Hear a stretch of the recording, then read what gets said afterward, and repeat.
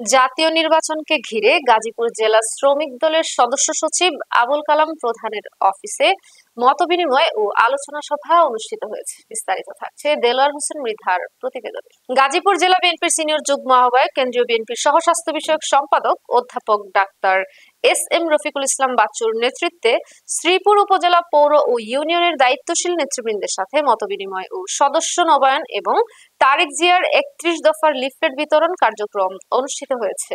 এ সময় পৌর শ্রমিক দল নেতা আনোয়ার হোসেন ও মজনু ফকির সহ পৌর ইউনিয়ন শ্রমিক দলের নেতৃবৃন্দ অংশগ্রহণ করেন।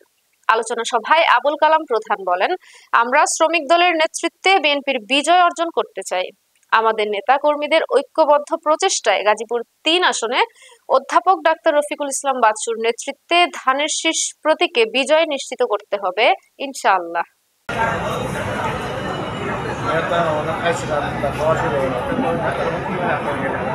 এই যে বই রয়েছে, নেতার ভিডিও আগে বসে আমি বই রয়েছি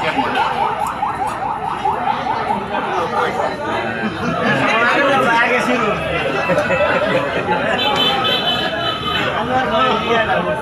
আমি বিসমিল্লাহ রয়েছি, বিসমিল্লাহ তারা খাইছি আমি বিসমিল্লাহ করেছি।